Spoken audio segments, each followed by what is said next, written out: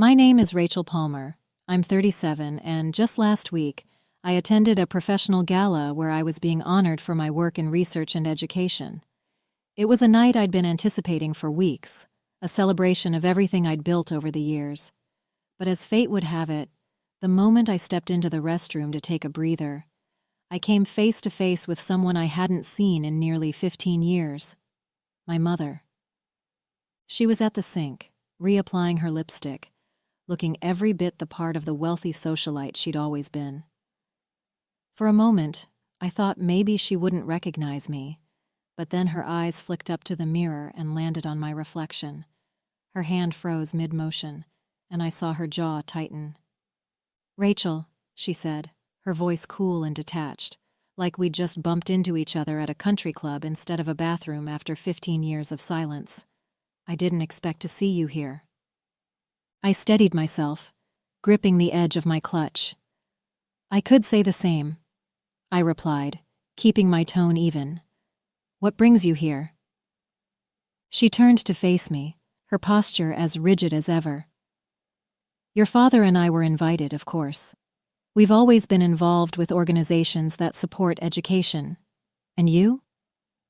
"I'm being honored tonight," I said, meeting her gaze. "For my work and research." Her expression barely shifted, but I caught the faintest flicker of surprise in her eyes before she masked it. "I see," she said, turning back to the mirror. "Well, I suppose everyone finds their way eventually." Her words brought me back to the day I walked out of that house for the last time. I was 19, and the years leading up to that moment hadn't been easy.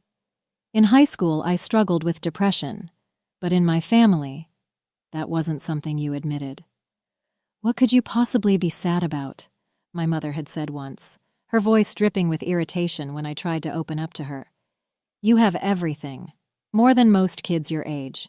You're just making excuses." The truth was, I'd been drowning. The pressure to be perfect, to live up to the Palmer name, was suffocating.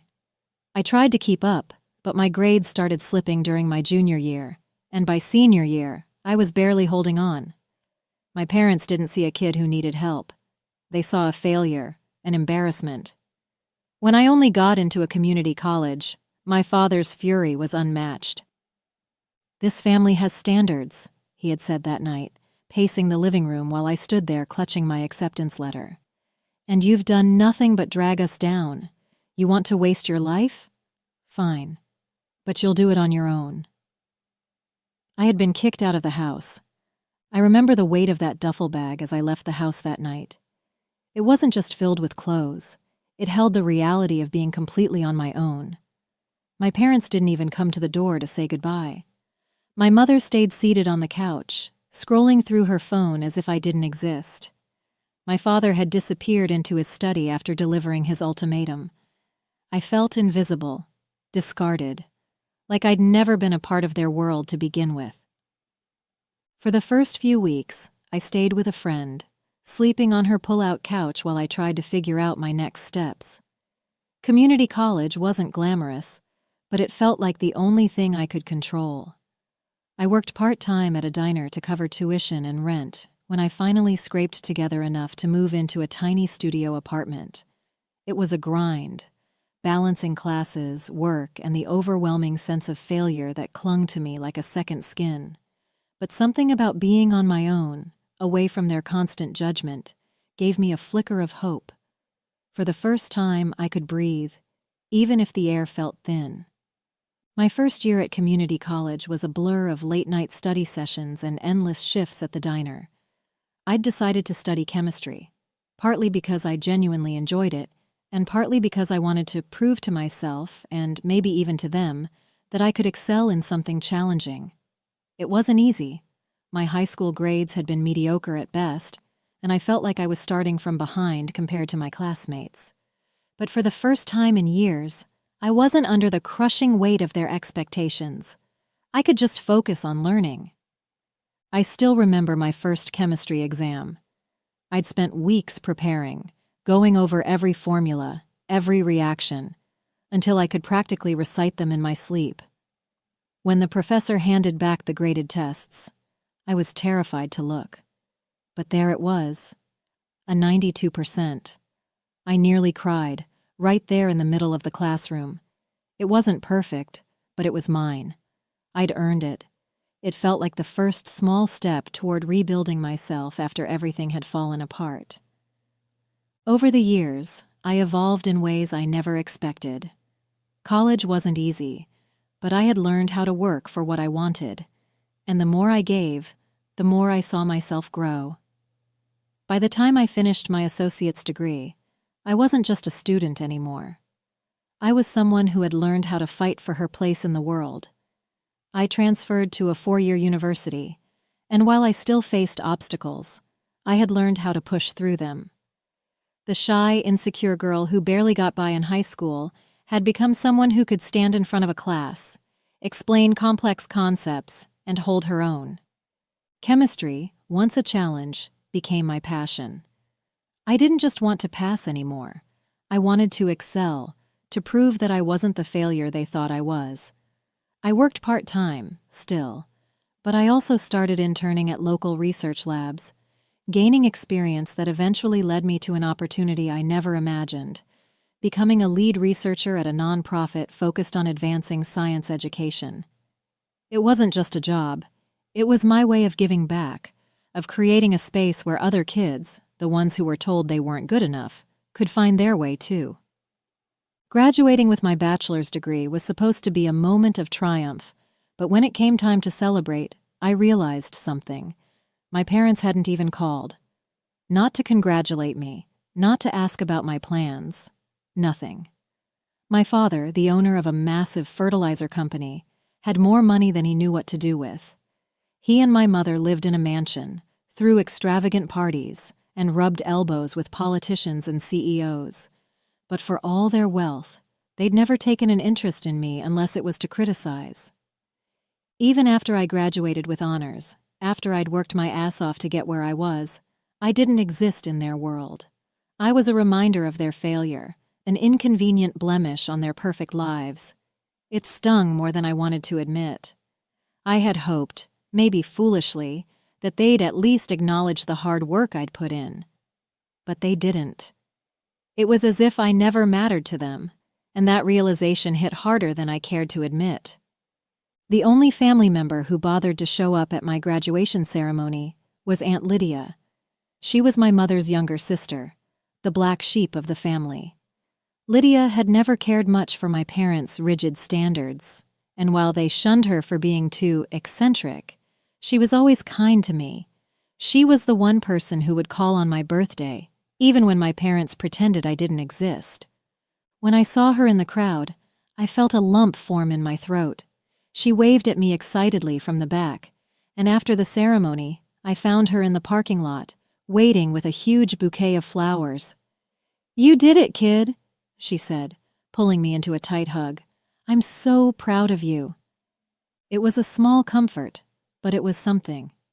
It wasn't the cold silence I'd gotten from my parents. Aunt Lydia was the one who reminded me that family didn't have to mean perfection, that love could come from unexpected places. She didn't care that I hadn't followed the straight path they wanted for me. She cared that I had made it on my own, no matter the hurdles. A few months after graduation, I was wrapping up a research project at the university when one of my professors, Dr. Collins, pulled me aside. He was an old-school chemist, the kind who had a passion for the periodic table like it was a work of art.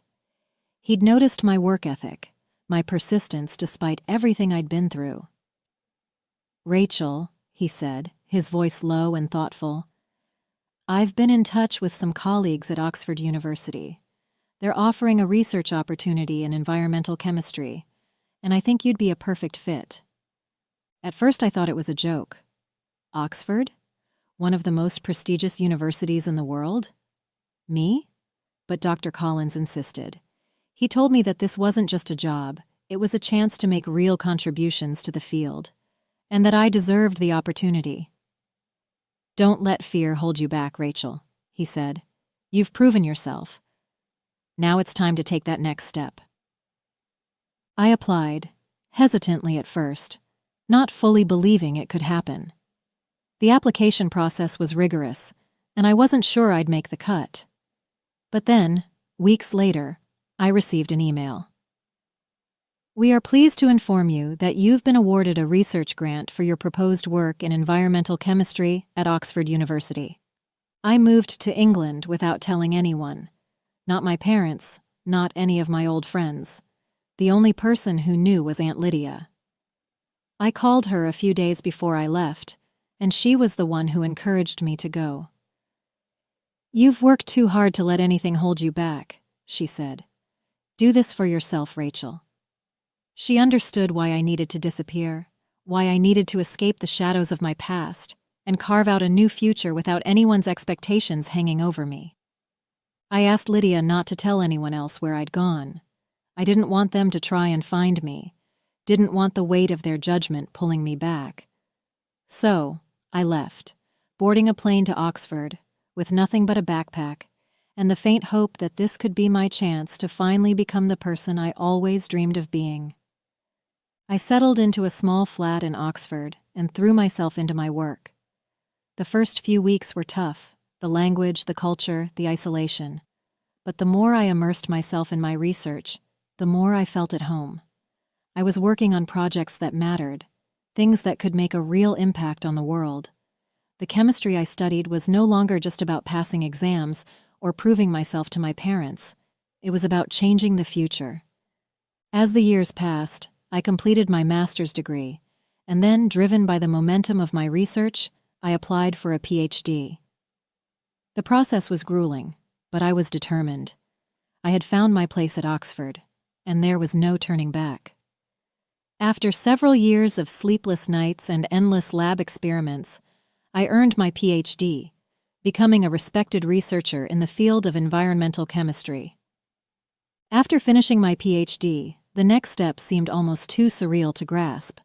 I was offered a position as a professor at the University of Cambridge. It felt like a dream I never dared to chase, not because I didn't think I deserved it, but because I never imagined I would be given the chance. I had worked so hard to get to this point, and yet, the recognition still felt like it was happening to someone else. At Cambridge, I was able to teach and mentor the next generation of students, something I hadn't expected to find so fulfilling. The freedom to shape minds, to pass on the knowledge and passion I'd gained, was beyond anything I could have imagined back when I was struggling through community college. I had gone from being the girl who didn't belong to someone who could stand at the front of a classroom and be taken seriously. But there was still a piece of me that was always looking over my shoulder, wondering if anyone back home knew where I was, if anyone cared enough to find out. I hadn't heard from my parents since I left. No calls, no letters, no attempts to reach out. I wondered if they even thought about me. As my mother turned back to the mirror, adjusting her lipstick, I felt a familiar weight settle in my chest. Her words, "Everyone finds their way eventually," echoed in my head, and I couldn't help but wonder if she really believed it. I thought about all those years I spent trying to meet their expectations, all the ways they told me I wasn't good enough. The community college rejection, the years of silence, and the way they acted like I didn't exist once I walked out of their house. It felt like a lifetime ago, but standing there in that bathroom, the bitterness still stung. I had worked so hard to get to this point, leaving everything behind, moving to England, finishing my master's and PhD, becoming a professor at Cambridge. And yet, there she was, standing in front of me, acting like my entire journey had been some kind of afterthought. I had gone from being the failure they cast aside to someone who could now speak at international conferences, lead research, and mentor young minds.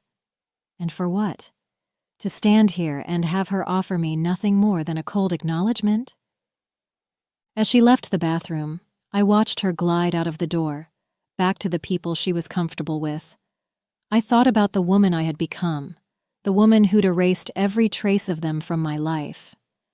I didn't need their approval anymore. I'd built a life on my own terms, and even though they would never understand, that was enough. The gala ceremony began shortly after my mother disappeared into the crowd.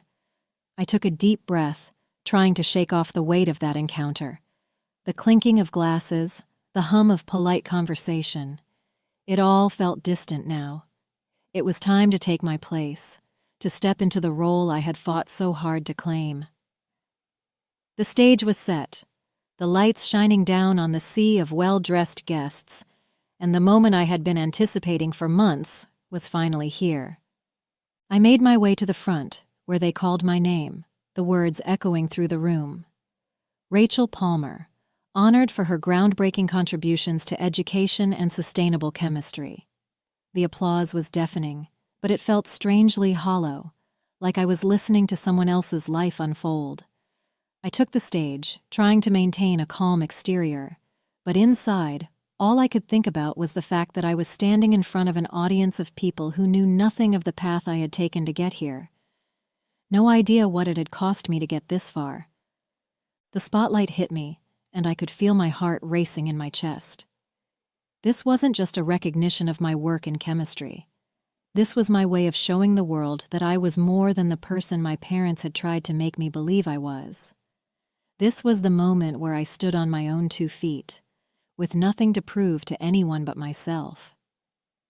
As I stood there, still trying to absorb the magnitude of the moment, the host's voice rang out, drawing everyone's attention. And now, ladies and gentlemen, we have an exciting announcement.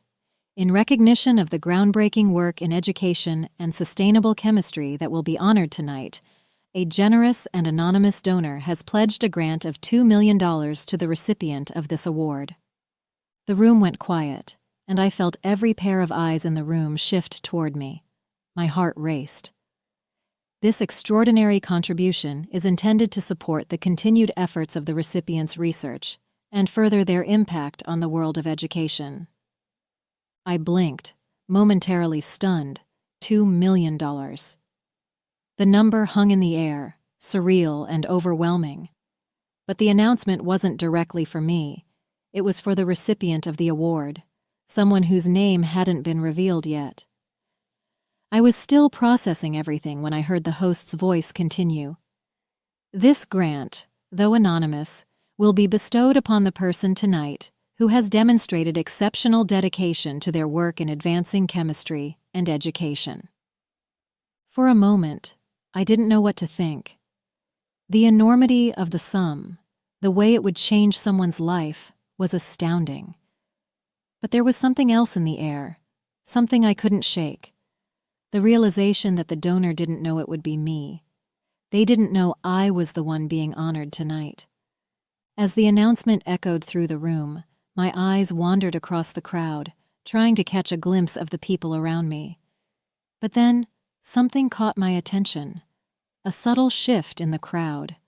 Near the back, just beside the exit, I saw him. My father. He stood up abruptly, his face twisted in disgust. His eyes met mine for a brief moment, before he turned sharply and began to make his way toward the door. His movements were swift and deliberate, as if he couldn't get out of that room fast enough. I couldn't believe what I was seeing. The man who had rejected me all those years ago, the one who had kicked me out of his house, was leaving as soon as he heard the news of the grant. He didn't even stay to see who was being recognized for the award. My chest tightened as a mix of emotions washed over me: anger, disbelief, and something darker, more bitter. This was the moment I had been waiting for. A moment where everything I had worked for was finally being acknowledged, and he couldn't even bring himself to stay in the room to witness it. He couldn't stomach the fact that the daughter he had written off was now standing at the front of the room, receiving everything he had always expected from someone else.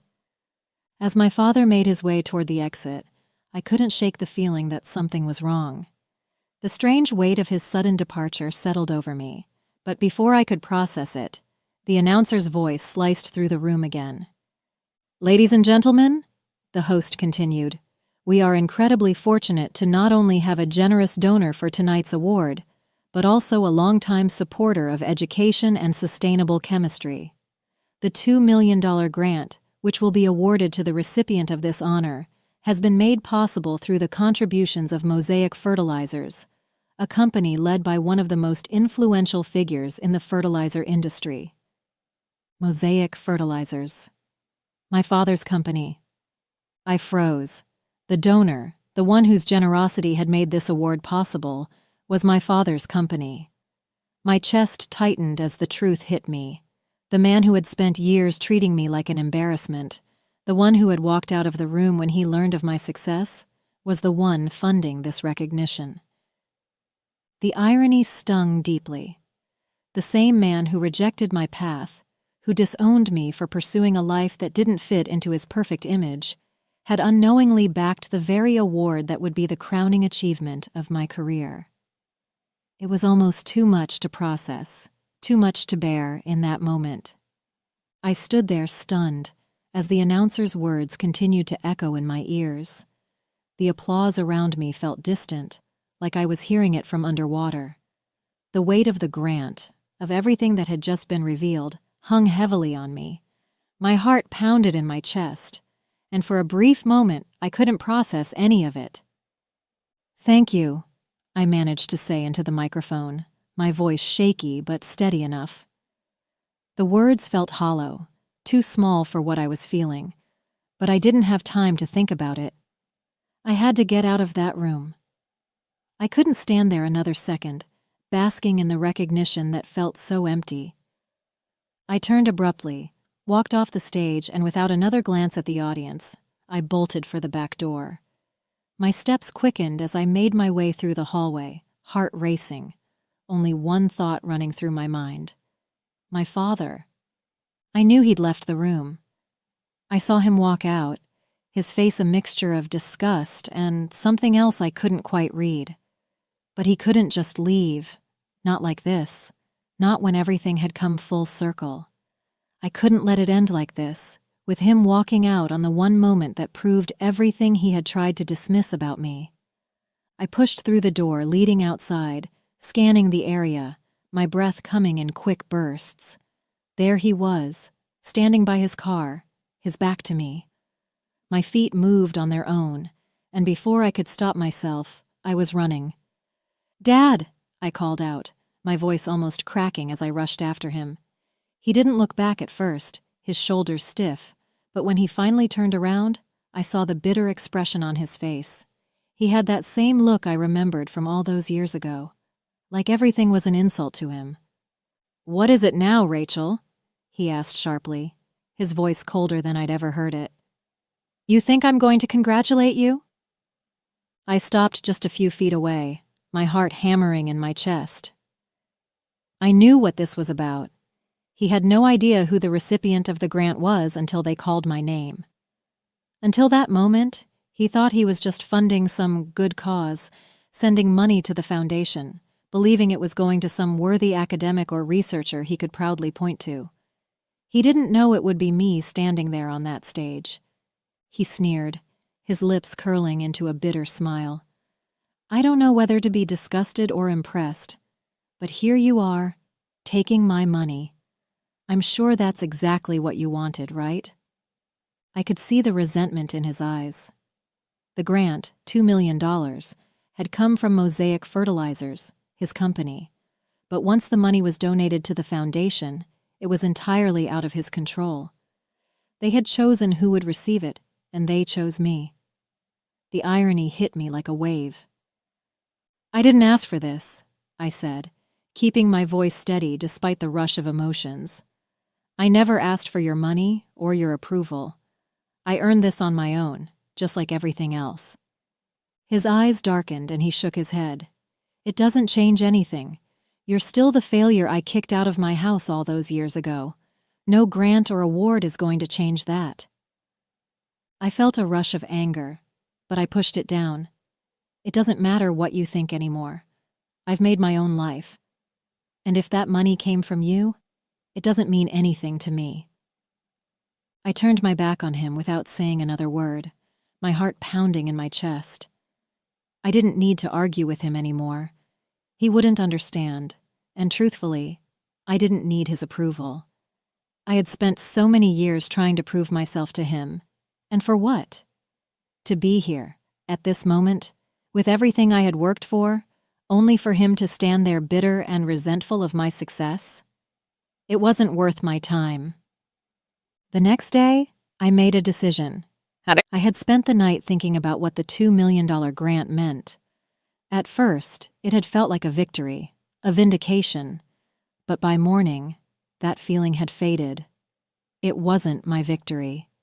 It was just another reminder of everything I had escaped. The money, tied to his company, was never going to erase the years of pain and rejection. It wasn't going to heal the part of me that he had broken when he kicked me out of the house all those years ago. So, I donated the entire sum, every last cent of it. I didn't want it. Not from him, not with the strings that came attached to it. Instead, I directed it toward funding scholarships for underprivileged students who had been overlooked, underestimated, and written off. I wanted to give them the chance to build something for themselves, without being crushed under the weight of expectations that didn't belong to them. The money that had once been tied to rejection and bitterness was now part of something greater, something that would outlast the sting of my father's judgment. I felt a quiet satisfaction as I pressed the donation button. For the first time, I realized that I didn't need his money, his approval, or his recognition. I had built my own legacy, one that would live on far beyond the walls of that gala.